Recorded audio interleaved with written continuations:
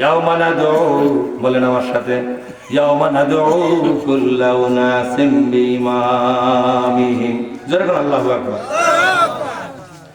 ইয়াওমা মানে সেই বিচারের দিনে। ইয়াওমা মানে কি? সেই বিচারের দিনে। নাদউ জমা মুতাকাল্লিমের সিগা। আল্লাহ বলছেন আমি নিজেই ডাক দিব। ডাক দিবে কে? আল্লাহ পাক নিজেই ডাক দেবেন, দিয়ে বলবেন না তো ও মানে দাওয়াত দেব, ডাক দেব। আল্লাহ বলছেন আমার ডাক হবে, ফেরেশতার ডাক নয়। ডাকটা দিবে কে? আল্লাহ পাক কিয়ামতের ময়দানে হাজির হবেন, বিশাল সিংহাসনে বসবেন, চতুর্দিকে অসংখ্য ফেরেশতারা দাঁড়িয়ে যাবেন। ইয়াওমা ইয়াকুমুর রূহু ওয়াল মালাইকাতু সাফফান লা ইয়াতাকাল্লামুনা ইল্লা মান আযিনা লাহুর রাহমানু ওয়া ক্বালা সাওয়াবা। পড়া করলে নিজের মেজাজকে ধরে রাখা যায় না। সেদিন সমস্ত ফেরেশতারা দাঁড়িয়ে পড়বেন, মহাবিশ্বের মালিকের চতুর্দিকে দাঁড়িয়ে পড়বেন। এমনকি জিবরিল ফেরেশতা পর্যন্ত চেয়ার পাবেন না বসার, তিনিও দাঁড়িয়ে পড়বেন। তারা কেউ কথা বলতে পারবে না। লা ইয়াতাকাল্লামুনা, বলে লা ইয়াতাকাল্লামুনা, কেউ কথা বলবে না, সাহস করবে না।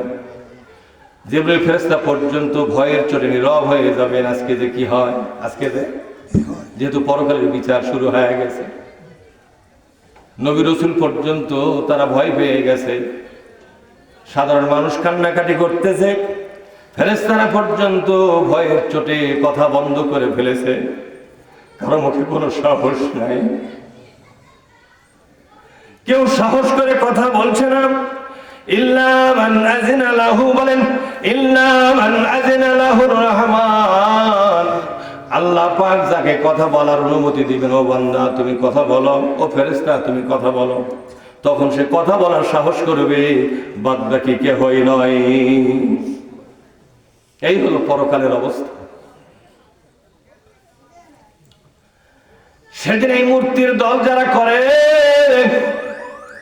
মূর্তি বানাই যে রাজনীতির দলগুলো, নেতাদের মূর্তি বানাই, নেত্রীদের মূর্তি বানায়, আছে না নাই? জোরে কথা বলেন না কেন? এগুলো কথা বললে তো আপনাদের ভয় পেলে চলবে না, কথা বলতেই হবে কিনা? জোরে কথা বলতে হবে। মূর্তি বানাবার লোকগুলোকে ডাক দেওয়া হবে। ডাক দিবেন কে? ইয়াওমা নাদউ, বলেন ইয়াওমা মানে সেই বিচারের দিনে, ডে অফ জাজমেন্ট, যেদিন যেদিন বিচার ফায়সালার দিন হবে, সেই দিন আল্লাহ পাক ডেকে ডেকে বলবেন, ও বান্দারা, তোমরা যাদের দল করেছো, যারা যার দল করেছো, সেই দলের নেতার পেছনে তোমরা দাঁড়িয়ে যাও, তোমাদের হাসর হবে তাদের সাথে। এটা নাউজুবিল্লাহ বলবেন না? আবু জেহেলের দল যারা করেছো, আবু জেহেলের পিছনে দাঁড়াও। আবু জেহেলের দলের মধ্যে কোনো ভালো লোক যদি থাকে, তাও তুমি আবু জেহেলের পিছনে দাঁড়াও। ওগুলো ভালো লোকের কোনো দাম যেরকম আছে নাকি? তুমি এত বড় ভালো লোক, তা আবু জেহেলের দলের মধ্যে আসো কেন? কিন্তু তুমি একথা কর না কেন? ফেরাউনের দল যারা করেছো, ফেরাউনের দলের পিছনে দাঁড়াও। নমরুদের দল যারা করেছো, নমরুদের পিছনে দাঁড়াও। আমাদের বাংলাদেশে বড় বড় নেতা আছে না নাই? জোরে কর। যে যার দল করেছো, সেই সেই দলের নেতার পিছনে দাঁড়াও। বাংলাদেশে যারা বড় বড় দলের নেতা আছেন, কেউ মরে গেছে, কেউ নিচে, কেউ উপরে, আছে না নাই? জোরে কর। কেউ মাটির ভিতরে, কেউ মাটির, জোরে বলো, কেউ মাটির ভিতরে, কেউ উপরে। যাদের কবরে জিয়ারত করে করে তাদের নেতা কর্মীরা তাদের রাজনীতি সাজায়। কথা ঠিক না বেশি? এরকম নেতা আছে না নাই? আছে। এই সমস্ত নেতারা পরকালে যখন খাড়া হবে, এদের যারা দল করেছে সেই লোকগুলোকে তাদের পেছনে খাড়া করে দিবেন কে? কোন মানুষ তো নিজের দায়িত্বে দাঁড়াবে না, সবাই দাঁড়াতে চায় মুহাম্মদ রাসূলুল্লাহর সাথে। যারা বলেন সাল্লাল্লাহু আলাইহি ওয়াসাল্লাম, সবাই তার সঙ্গে দাঁড়াতে চায়। কারণ পরকালে যখন মানুষ উঠবে, মানুষের মাথার মধ্যে, মানুষের বিবেকের মধ্যে একটা চিন্তা ঝিলিক দিয়ে উঠবে, নবীর সঙ্গে দাঁড়াতে পারলে তার নাজাত হয়ে যাবে। এই চিন্তার জেগে উঠবে, আপনার আমার মগজও জেগে উঠবে রে ভাইজান। আপনারা ভালো করে বোঝার চেষ্টা করুন, কথাগুলো মগজ দিয়ে বুঝে নেন। নাজাত কোথায় আছে গো বন্ধু? নাজাতের জন্য শত শত মাইল দৌড়ান লাগবে না। নাজাতের আলোচনা আল্লাহর কোরআনের মধ্যে আল্লাহ দিয়ে রেখেছে। ভাইরা আমার, বিশ্ব নবীর সাথে হাসর করার জন্য সবাই তো ছুটোছুটি করবে, করবে কিনা জোরে কর। কিন্তু ফেরেশতারা খপ করে ধরে ফেলবেন, ধরে বলবে তুমি যদিও হাজি মানুষ, যদিও নামাজি মানুষ, যদিও রোজাদার মানুষ, তুমি দল করে করতো কার? তুমি দল করেছো কার? বলো অমুক সলিমুদ্দিন। তোমার হাসর তো সলিমুদ্দির সাথেই হবে। তুমি কি নবীর দল করছো নাকি? বলে নবীর দল আবার কোন না? বলে নবীর দল হলো এমন একটা দল যেই দল শুধু কোরআনের বিজয় চায়। কোরআনের বিজয় চাই যারা, হাদিসের বিজয় চাই যারা, কোরআনের সমাজ তৈরি করতে চায় যারা, যারা একটা ইসলামী সরকার কায়েম করতে চায়, ইসলামী সমাজ ব্যবস্থা কায়েম করতে চায়, দেশে ইসলামের বিপ্লব করতে চায় যারা, ইসলামকে রাষ্ট্র ক্ষমতায় নেওয়ার জন্য যারা উঠে পড়ে লেগেছে, এরাই হলো নবী রাসূলদের দল। তুমি কি সেই দল করে?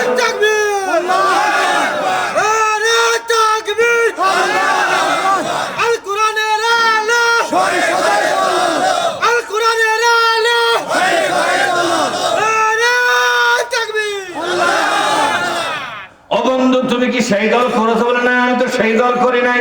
আমি করেছি সলিমুদ্দির দল, আমি করেছি কলিমুদ্দির দল, আমি করেছি মুখের দল, তো মুখের দল। আমি তো ওই নবী রাসূলের কোরআন হাদিসের পার্টি করি নাই। ওগুলোকে আমি নাজায়েজ মনে করতাম। আমি মনে করতাম ধর্ম এবং রাজনীতি আলাদা। এটা মনে করে আমি ওই অন্যান্য দল পার্টি করেছি, কোরআন হাদিসের কোনো রাজনীতি আমি করি নাই। ফেরেশতারা বলবে তাহলে থামো, আর তোমাকে সামনে যাওয়া লাগবে না। বিশ্ব নবীর দরবারে তোমার জায়গা নাই। তুমি যার দল করেছো রে আল্লাহর বান্দা, হজ করলে কি হবে? হজের ভিত্তিতে হাসর হবে না, নামাজের ভিত্তিতে হাসর হবে না, রোজার ভিত্তিতে হাসর হবে না। হাসর হবে যার যারা দলের ভিত্তিতে। আওয়ামী লীগের লোকেরাও নামাজ পড়ে, বিএনপির ভাইরাও কিন্তু নামাজ পড়ে। তাহলে বিএনপি আর আওয়ামী লীগ কি একসাথে হাসর হবে? এটা কি বিএনপির ভাইরা মেনে নেবে? যেরকম মেনে নেবে নাকি? এটা তো মেনে নেবে না। দুনিয়াতে ছিল আলাদা দল, পরকালে তো আলাদাই হবে, হবে কিনা জোরে ভাইরা আমার? এই জন্য নামাজের ভিত্তিতে হাসর হবে না। যারা ফাঁসি দিল আল্লামা মতিউর রহমান নিজামীকে, যারা হত্যা করে ফেললো, তারাও তো মসজিদে নামাজ পড়ে কি পড়ে না? পড়ে। আবার হত্যা হওয়া মানুষটাও তো মসজিদে নামাজ পড়েছে। তাহলে হত্যাকারী আর হত্যা হওয়া মানুষটা কি একই সাথে হাসর হবে নাকি? হবে কি জন্যে? তাহলে নামাজের ভিত্তিতে হাসর হলো, তাহলে কিসের ভিত্তিতে হবে? কথা বলেন না কেন? আপনার বাড়িতে গরু চুরি করে ওইও নামাজ পড়তেছে, কথা বলেন না কেন? আপনার বাড়িতে গরু চুরি করলো, বকরি চুরি করলো, টাকা চুরি করলো, পকেট মারা নিল, এরকম কাম হয় কি হয় না? অটোটা চুরি করে নিয়ে গেল, ভ্যানটা চুরি করে নিয়ে গেল, ব্যাংক ডাকাতি করলো, সেও মসজিদে যা নামাজ পড়তেছে, আর আপনার সব চলে গেছে, আপনি নামাজ পড়তেছেন। দুইজনই নামাজি, একই কাতারের, একই কাতারে। এখন তো দুনিয়ায় একই কাতারের বন্ধু, পরকালে কিন্তু এদের দুইজনের হাসর কিন্তু একসাথে হবে না। পরকালে হাসর হবে কিভাবে?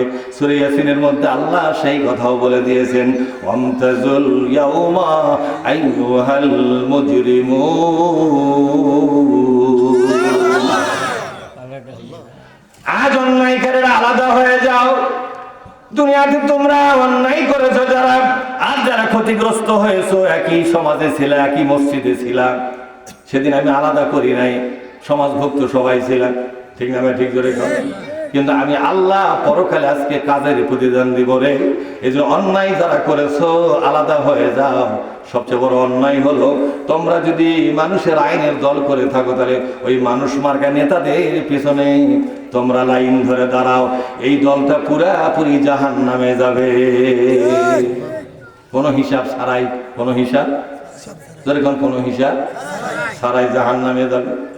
ভাইরা মাতে আল্লাহ পাক বলছেন, ইয়াউমা নাদউ কুল্লা উনাসিন, প্রত্যেকটা মানুষকে বিইমামিহিম, তাদের নেতার মাধ্যমে ডাকা হবে।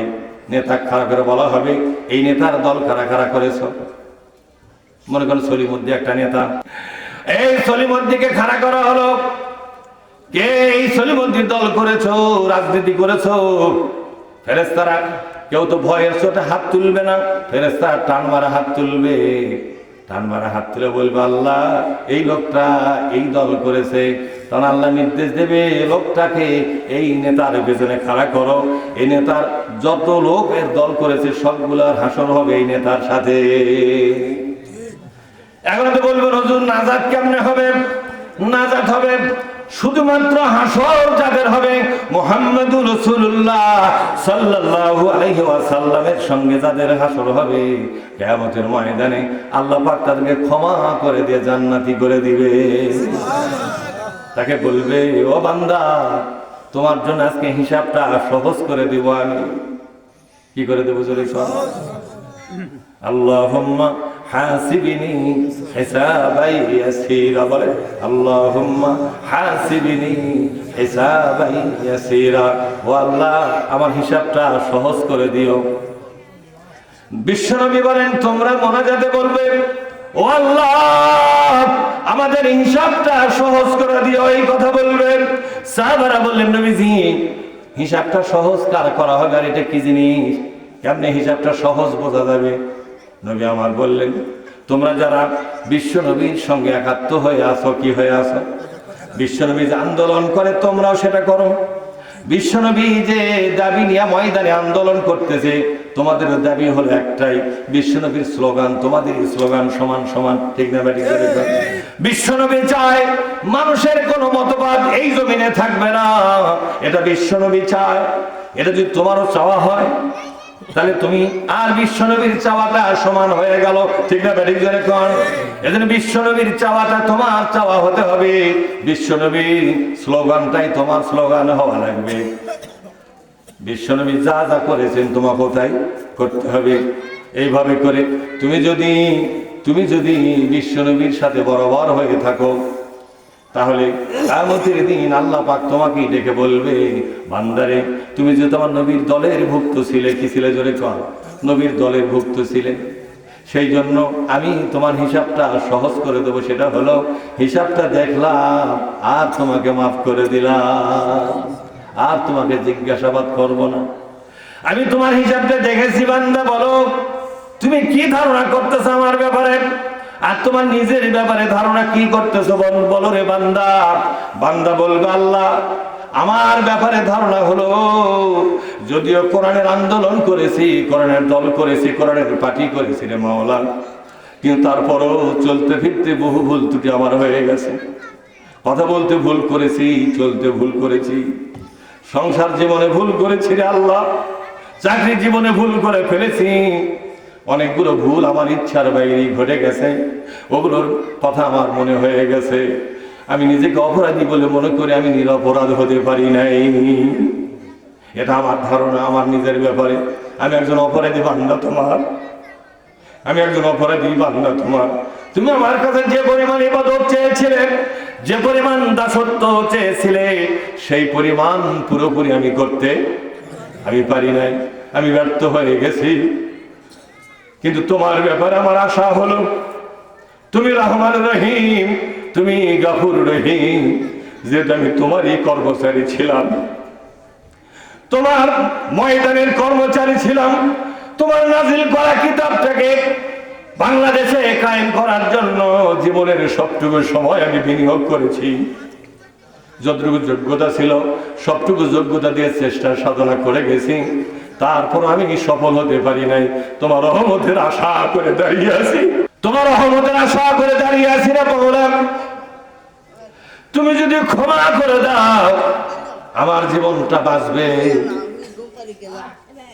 আর যদি ক্ষমা করে না দাও আমি তো শেষ হয়ে যাব। আল্লাহ পাক বলবেন বান্দারে নিজের অপরাধ নিজেই যারা স্বীকার করে আর আমার প্রতি রহমতের আশা করে আর আমার দল করেছো, আমার কোরআনের আন্দোলন করেছো, আমার কোরআনের খাতিরে আল্লাহ পাক আমি তোমারে মাফ করে দিলাম। তুমি যাও জান্নাতে চলে যাও। লোকটি একদল ফেরেশতা গার্ড অফ অনার দিয়ে জান্নাতের পথে নিয়ে যাবে। জোরে বলুন সুবহানাল্লাহ। তাহলে জান্নাত পেতে গেলে কোথায় দাঁড়াতে হবে? এমন একটা দল আপনাকে করতে হবে যেই দলে একটা স্লোগান আছে বন্ধু, স্লোগানটা হলো তোমার নেতা আমার নেতা। বিশ্বনবী মুস্তাফা। জোরে বলুন বিশ্বনবী মুস্তাফা। তোমার নেতা আমার নেতা। বিশ্বনবী মুস্তাফা। তোমার নেতা আমার নেতা বিশ্ব নবী মোস্তফা, এই স্লোগান কি সব দল দিতে পারেন? এই স্লোগান দেওয়ার হিম্মত কি সবার আছে নাকি? না না, এই স্লোগান দেওয়ার হিম্মত নাই। বিশ্ব নবীকে রাজনীতির ময়দানে নেতা বলে তারা যোগ্যই মনে করে না, ঠিক না? কিন্তু একদল মুসলমান বিশ্ব নবীর প্রতি ঈমান আনার পর তারা ঘোষণা করেছে, আমি বিশ্ব নবী দেখানো মতে নামাজ পড়ব, বিশ্ব নবীর দেখানো মতে আমি রোজা করব, বিশ্ব নবীর দেখানো পথে হজ করব, বিশ্ব নবীর দেখানো পথে রাজনীতি করব। বিশ্ব নবী কোরআনের আন্দোলন করেছে, আমিও কোরআনের আন্দোলন করব। এই কথা যারা বলেন আর যারা বলে স্লোগান দিয়া কোরআন ছাড়া অন্য কিছু, যারা বলুন কোরআন ছাড়া অন্য কিছু মানি না, মানবো না, এই স্লোগান যারা দিবে, তোমার নেতা আমার নেতা বিশ্ব নবী মোস্তফা, এই স্লোগান যারা দিবে, কিয়ামতের ময়দানে এই লোকগুলোর হাসর হবে মুহাম্মদ রাসূলুল্লাহর সাথে। ভাইরা আমার কথা বুঝে নেন, নাজাতের ফয়সালা এখান থেকেই করে যান। কোথায় যেতে চান আপনি? কার সঙ্গে হাসর করতে চান? আপনি ইচ্ছা করলেই তো মুহাম্মদ সাল্লাল্লাহু আলাইহি ওয়াসাল্লামের সাথে হাসর করতে পারবেন না। দুনিয়াতে আপনার কর্মকাণ্ড দেখে দেখে আপনার ব্যাপারে সিদ্ধান্ত নেওয়া হবে। আপনি ইচ্ছা করে নবীর পিছনে দাঁড়াতে পারবেন না, দাঁড়াবার ব্যাপারে দায়িত্ব নেবেন কে?